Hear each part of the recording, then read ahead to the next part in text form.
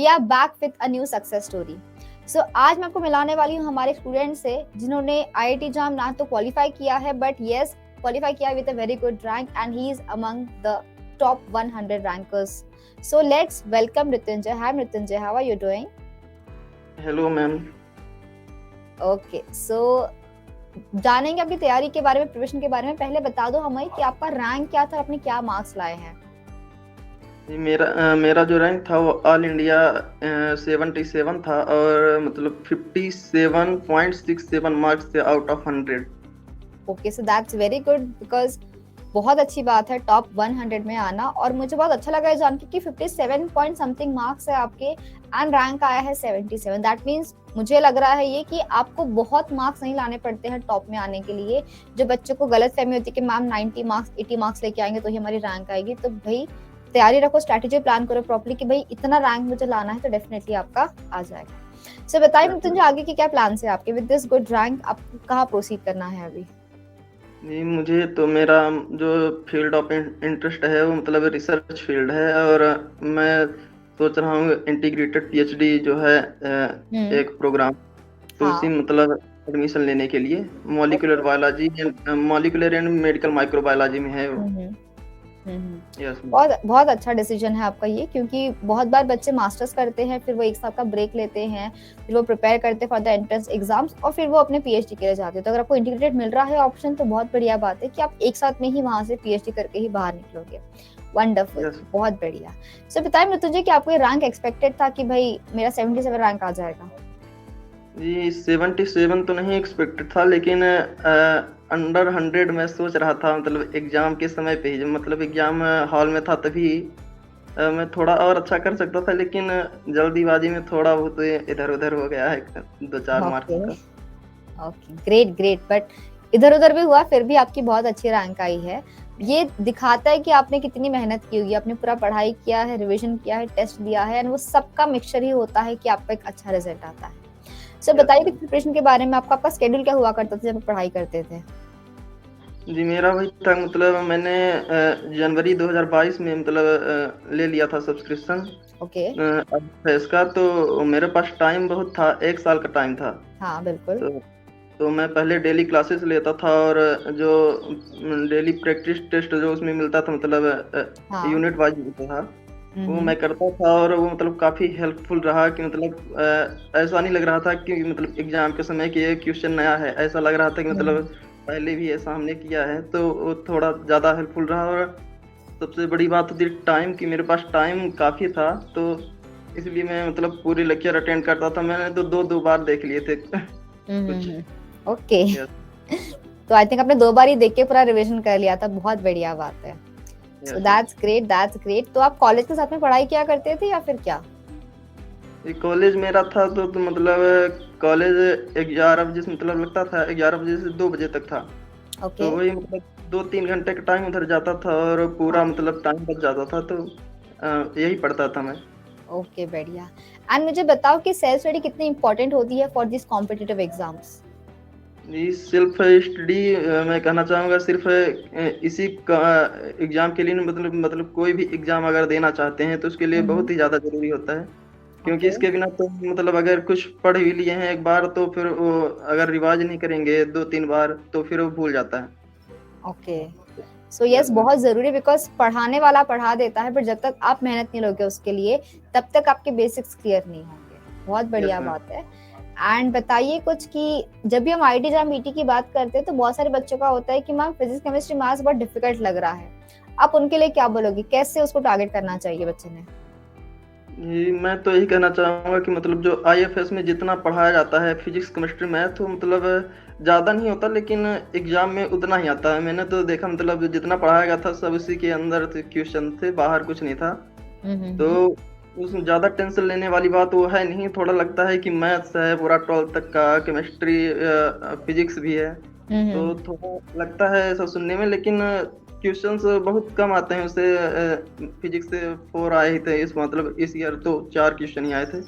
हाँ हाँ। तो ज़्यादा टेंशन लेने वाली बात नहीं है, बस वही जो पढ़ाया जाता है फार्मूला बेस्ड क्वेश्चन ज़्यादा आते हैं, तो वही थोड़ा बहुत पढ़ लें बस। Okay okay, great. सो बहुत अच्छी बात है।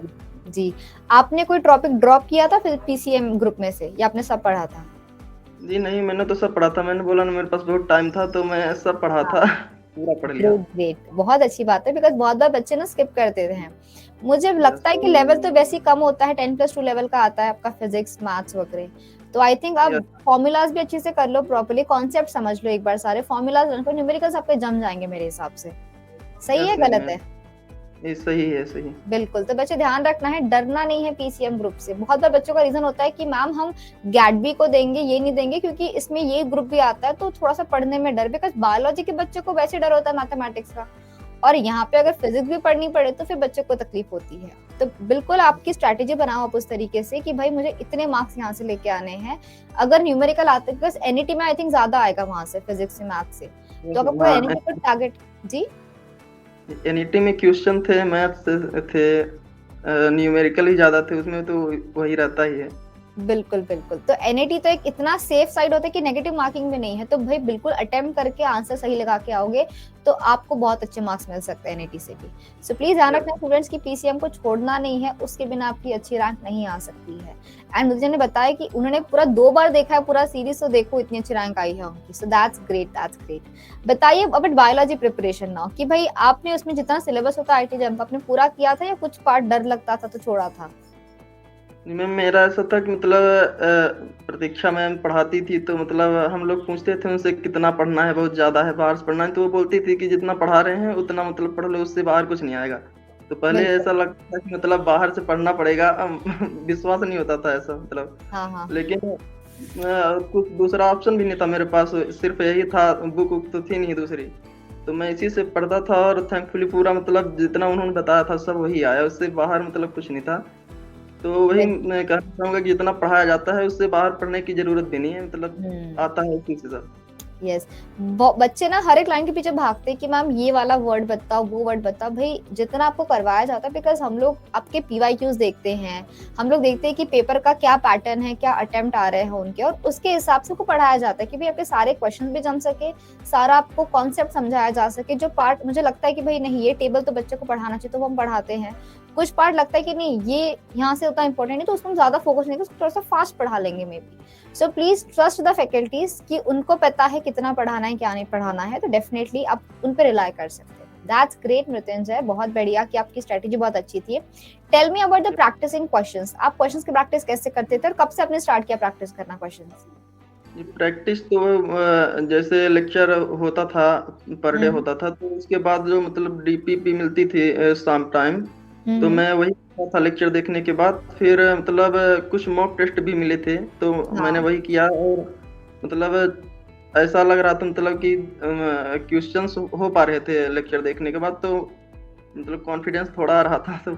ओके, बिल्कुल बिल्कुल, बहुत बढ़ाता है कॉन्फिडेंस। शुरुआत में मॉक टेस्ट में नहीं आते हैं नंबर, कोई दिक्कत नहीं है, 30-40 आएंगे भाई बहुत है, 30 40 शुरुआत के लिए तो बहुत अच्छी बात है। आपका इंप्रूवमेंट स्टार्ट तभी होता है जब आप उसको करते हो, बिकॉज गलतियां आप भी करते हो पहले टेस्ट में, हमने भी सबने गलतियां की है पहले टेस्ट में, बट उसके बाद में जब आप आगे आगे बढ़ते हो तो आपको गलतियों को ठीक करते हुए जाते हो और फिर आपको कोई तकलीफ नहीं होगी। सो कुछ बताइए आपने मॉक टेस्ट में क्या क्या गलतियां की थी जो हमारे बच्चों को नहीं करनी चाहिए?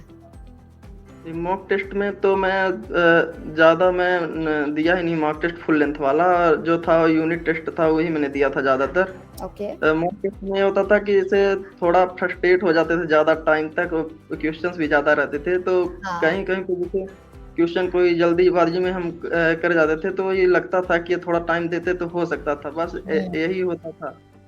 ओके, इसके अलावा पेशेंस मतलब बहुत जरूरी है। जी। यस में। यस। सो बढ़िया बढ़िया, so please students remember, practice question बहुत जरूरी होता है। शुरुआत में टाइम लगेगा, सबको टाइम लगता है, बट एक बार आपको जब क्वेश्चंस आने लगते हैं तो आपका कॉन्फिडेंस भी बढ़ जाता है, आपके सही आंसर्स भी आ रहे हैं, आप तरीके सीखते हो क्वेश्चन को कैसे अप्रोच करना है। आई एम श्योर मृत्युंजय आपको भी शुरुआत में ग्राफ देखे में भी डर लगता होगा, बट आपको जब ग्राफ समझ में आ गया, अगली बार आप सेम ग्राफ को बिना सवाल को ज्यादा टाइम लगाए आप ग्राफ को डायरेक्टली रीड करना स्टार्ट कर सकते हो। कम का यस मतलब क्या, ज्यादा का मतलब क्या, बात तो आपके सारे मैप्स जो है वो सारे माइंड मैप आपका बनता रहता है कि भाई किस किस में क्या क्या चीजें आपको ध्यान रखनी है। So please yes, mock test देना बहुत जरूरी है। बताइए मुझे आपकी स्ट्रेटेजी क्या थी, आप किस सेक्शन से स्टार्ट करते थे पेपर अटेम्प्ट करना एबीसी में से? पेपर तो ए से ही स्टार्ट करते हैं सभी, तो हम भी उसी से करते थे। मतलब थोड़ा क्या था कि ए में क्वेश्चंस थोड़े ज़्यादा भी रहते हैं, 30 क्वेश्चन थे। हाँ। तो मतलब वो थोड़ा मल्टीपल चॉइस वाले क्वेश्चन थे, तो उसमें थोड़ा इजी लगता है करने में। ओके और 50 मार्क्स का होता भी है, तो उसी से शुरू किया था मैंने। ओके ओके ग्रेट, बहुत बढ़िया बात है। एंड आपका फेवरेट पार्ट कौन सा था, एमसीक्यूज, एमएसक्यूज की एनएटी? मेरा तो एमसीक्यू ही था। एमएसक्यू और नेट में इतना ज़्यादा सबसे अच्छा डर नहीं था। किससे लगता है आपको, कौन से सेक्शन से? मुझे तो एनएटी वाले से थोड़ा सा लगता है, ज़्यादा नहीं लगता किसी से, लेकिन थोड़ा सा लगता है। नहीं नहीं, ठीक है, हर किसी का होता है, किसी को कोई पार्ट इजी, किसी को कोई पार्ट डिफिकल्ट लगता है, बहुत अच्छी बात है। सो देखो, अगर हम बात करते हैं एमसीक्यूज की, तो एक्यूरेसी बहुत जरूरी होती है। बच्चे यस मैम। अगर गलत करेंगे तो नेगेटिव में चले जाएंगे। तो मुझे बताइए कि एक्यूरेसी बच्चे ने कैसे इम्प्रूव करना चाहिए अपना, कि मेरे गलत ना हो ज्यादा से ज्यादा, कैसे इम्प्रूव कर सकता है? वही मॉक टेस्ट देना तो जरूरी है ही, और प्रीवियस ईयर क्वेश्चंस मतलब आईएफएस की बुक जो मिलती है उसमें रहता है, तो उससे इम्प्रूव कर सकते हैं। और जो अगर हमने पढ़ा है तो आएगा तो बन ही जाएगा। ऐसा बात नहीं बिल्कुल बनेगा। बिल्कुल अगर बिल्कुल, यस, पढ़ा हुआ पढ़ाई है, की है तो जी। यस, जितना पढ़ा हुआ है अगर उसके अंदर से आएगा तो जो भी आएगा वो बन जाएगा, उसमें कोई दिक्कत नहीं। लेकिन अगर कंफ्यूजन है तो अगर ए सेक्शन का है तो उसे छोड़ना ही ज्यादा अच्छा रहेगा, नहीं तो उसमें अगर 2 मार्क्स का है तो 0.6 नेगेटिव मार्किंग रहती है उसमें। बिल्कुल बिल्कुल। आपका पेपर खत्म हो जाता था 3 घंटे में, या टाइम कम पड़ता था आपको? जी मैंने एक बार मतलब पूरा अटेम्प्ट कर लिया था, फिर दोबारा एक बार शुरू से लास्ट तक देख ही लिया था। मतलब काफी टाइम आपने मैनेज किया है अच्छी से। Yes ma'am. बिल्कुल, सो ये तभी आता है जब आप प्रैक्टिस बहुत अच्छी करते हो। अगर आप पहली बार दोगे पेपर तो ऑफकोर्स टाइम लगेगा हमको पेपर देने में, बट अगर आपकी प्रैक्टिस रहेगी होती है तो आई थिंक आप बहुत जल्दी जल्दी से क्वेश्चंस को रीड भी करना जानते हो। अगर लेंदी क्वेश्चन रहता तो कैसे, बहुत बार अगर बच्चे का ध्यान नहीं रहा पढ़ते वक्त, तो होता है कि 4 लाइन के बाद में बच्चे को वापस से फर्स्ट लाइन पे जाना पड़ता है। ये गलती ना करें स्टूडेंट्स। जब भी आप बड़ा क्वेश्चन दिखता है उसको लिखते चलो, पढ़ते पढ़ते क्या बोला गया है, क्या बोला गया, उसके बाद में आप उसको आराम से सॉल्व कर सकते हो। सो दैट्स ग्रेट मृत्युंजय, बहुत अच्छी बातें बता रहे हो आप हमें, बहुत सारी चीजें एग्जाम्स के बारे में। कुछ और मुझे आपसे जानना है कि जो भी हम प्रैक्टिस सीरीज लगवाते हैं यूट्यूब के ऊपर, जिसमें बच्चे बहुत सारे आते हैं, पूरे इंडिया से आते हैं बच्चे, आपने कभी अटेंड किया है? उसका एक्सपीरियंस कैसा रहता है स्टूडेंट्स के लिए? ये मैंने किया था आईआईटी जैम के लिए भी और गेट भी के लिए भी, मतलब कर रहा हूँ अभी जो आ रही है। हाँ। तो मतलब रहता है कि मतलब आते हैं क्वेश्चन से, कुछ तो डायरेक्ट क्वेश्चन आ जाते हैं, कुछ ऐसे भी क्वेश्चन आए थे तो मैंने यूट्यूब पर देखा था, यहाँ पे घर पे फिर जाके वहाँ वही आ गया था सेम, 2-4 क्वेश्चन ऐसे थे। ओके। यस। तो सो मतलब यस। बहुत होता है, अगर पढ़ने के बाद एक बार क्वेश्चन लगाना तो बहुत ही जरूरी होता है। ओके, बहुत बढ़िया। सो स्टूडेंट्स, यस, बहुत अच्छी बात है, बिकॉज आई थिंक मृत्युंजय हम बहुत सारे कॉन्सेप्ट भी रिवाइज करते चलते हैं जब हम साथ साथ में पढ़ते हैं। पढ़ाई मतलब भूल, होती है, कंसेप्ट यस मैम। याद हो जाते हैं कि भाई अच्छा, बहुत लोग भूल जाते हैं चीजों को, कोई बहुत बड़ी बात नहीं भूलना, सब कोई भूल जाता है बहुत सारी चीजें, बट उसको आप याद करते हुए चलते हैं, बहुत अच्छी बात है। मुझे एक और चीज आपसे पूछनी है कि बच्चे बहुत जल्दी डिस्ट्रैक्ट होते हैं बाय द सोशल मीडिया, उनके लिए आप क्या बोलना चाहोगे? Instagram, Facebook. मैं ही बोलना चाहूंगा कि अगर हो सके तो डिलीट कर दें, अगर नहीं हो सका तो फिर आप कोई गेम्स उसके लिए। खेलते थे फोन पे पढ़ते वक्त? नहीं, मैं गेम्स तो नहीं खेलता मैं। ओके, अब गुड। जी। जी। हाँ, तो और कैसे बच्चे ने अवॉइड करना चाहिए इंस्टाग्राम? इंस्टाग्राम तो मैं देखता नहीं, तो मैं मुझे एक्सपीरियंस नहीं है कि कैसे अवॉइड किया जाए। मैं बहुत का मतलब मेरे फोन में है, लेकिन मैं सिर्फ 5 मिनट का भी, हफ्ते 2 हफ्ते में एक बार 5 मिनट देखता हूँ, इससे ज्यादा नहीं। और ओके। वही मतलब अगर पढ़ना है तो फिर पढ़ना है। फिर बहाना नहीं करना चाहिए इधर उधर का, टाइम मतलब थोड़ा मैनेज करना चाहिए बच्चों को खुद। यस। बढ़िया बढ़िया। So yes students, please remember, social media distraction है, अच्छा इस्तेमाल करोगे तो फायदेमंद भी है। आप अच्छे पेजेस को अगर फॉलो करते हो, अच्छे इंस्टा हैंडल को फॉलो करते हो, तो आपको एग्जाम नोटिफिकेशन हो, चाहे कुछ नोट्स हो, क्वेश्चंस हो, आपको वो सारा भी मिल सकता है इंस्टाग्राम के ऊपर। पर for that you have to follow the correct. आप किसी भी हैंडल को फॉलो करोगे तो आपको चीजें नहीं मिलेगी सारी। So that's a good thing, that's a good thing. Mrityunjay, बहुत अच्छा लगा आपसे बात करके, आपने काफी सारी चीजें बताई है जो हमारे बच्चों को बहुत हेल्प करने वाली है। कुछ आपको लास्ट कोई मैसेज देना है अपने जूनियर्स के लिए, फ्रेंड्स के लिए, कि कैसे उनको टारगेट करना चाहिए नेक्स्ट एग्जाम अभी? जी, मेरा मैसेज यही है कि मतलब अगर कोई मतलब प्रिपरेशन कर रहा है तो उस पे मतलब फोकस करें, इधर उधर की बातें मतलब न करें उसमें, मतलब टाइम थोड़ा मैनेज करें, अगर कॉलेज भी है तो भी मतलब अगर करेंगे तो हो सकता है, क्योंकि सभी बच्चे जो मतलब आते हैं जिनका रैंक आता है वो तो करते ही हैं, तो वो भी कर सकते हैं।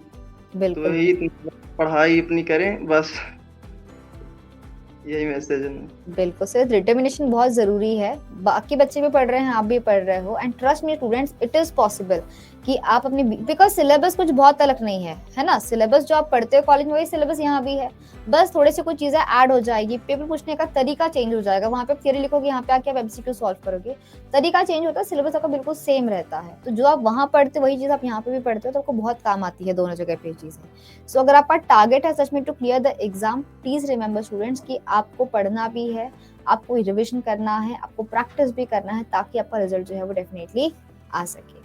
तो मुझे बताइए एक और चीज मृत्युंजय, ये मुझे बहुत लोगों से आता है कि मैम क्वेश्चंस जब हम सॉल्व करते हैं तो ट्रू और फॉल्स वाले में बहुत बार हम एक दो जगह पे फंस जाते हैं, तो उस टाइम पे क्या करना चाहिए बच्चे ने? उसको क्या अटेम्प्ट करना चाहिए या छोड़ देना चाहिए उस केस में? अगर एग्जाम के समय पे ऐसे आ गए, जैसे अगर ए सेक्शन की बात करें, तो अगर उसमें है नहीं हो पा रहा है तो फिर इसे छोड़ देना ही मतलब समझदारी होगी, नहीं तो फिर माइनस मार्किंग रहती है। लेकिन अगर आपको लगता है मतलब कि अगर ठीक ठाक है, सही जा रहा है, तो फिर मतलब कर लेना चाहिए अटेम्प्ट, क्योंकि अगर करेक्ट रहेगा तो मार्क्स दे के जाएगा। अगर बी और सी सेक्शन की बात करें तो उसमें तो डेफिनेटली कर ही देना चाहिए, क्योंकि उसमें माइनस मार्किंग नहीं है, नहीं तो होती। Yes. And lastly, to whom you dedicate this success? जी सक्सेस के लिए तो मतलब मेरे फैमिली वाले भी मतलब बहुत हेल्प किए हैं, और आईएफएस को मैं देना चाहूँगा पूरा इसका श्रेय, क्योंकि मतलब सिलेबस इतना ज़्यादा था, लेकिन ज़्यादा पढ़ना नहीं पड़ा, जितना मतलब उन्होंने पढ़ाया उससे क्वेश्चंस आए और हो गए, सॉल्व भी हो गए। Okay, great great. सो बहुत बढ़िया। बिल्कुल फैमिली सबसे पहले आती है, सबसे बड़ा सपोर्ट होती है हमारा, वो हमें गाइड करती है हर बार, जब भी हम लो फील करते हैं, परेशान हो जाते हैं, वो हमारे पीछे हमेशा रहती है। So that was so great to interact with you, Mrityunjay. So let's wrap now. कोई आपको कुछ लास्ट मैसेज देना है किसी को? जी नहीं, बस हो गया। ओह, चलिए ठीक है फिर। Students, that was another talk with one of our student. For more such talks, please stay tuned to our channel and मिलते हैं हम लोग बहुत जल्दी। आपको चीजें पता चली होगी, एक आपको इंसाइट मिला होगा कि भाई कॉलेज करते करते भी आप एग्जाम क्वालिफाई कर सकते हो, कैसे टाइम मैनेज करना है, हमने कुछ चीजें इंपॉर्टेंट डिस्कस की है। So all the best to everyone of you as well. जो भी आपका टारगेट है, गैटबी एग्जाम है, सीयूईटी है, आईटी एग्जाम, जो भी आपका टारगेट है, डेफिनेटली एक प्लान बनाओ, स्ट्रेटजी बनाओ and prepare accordingly. Have a great day everyone and happy learning.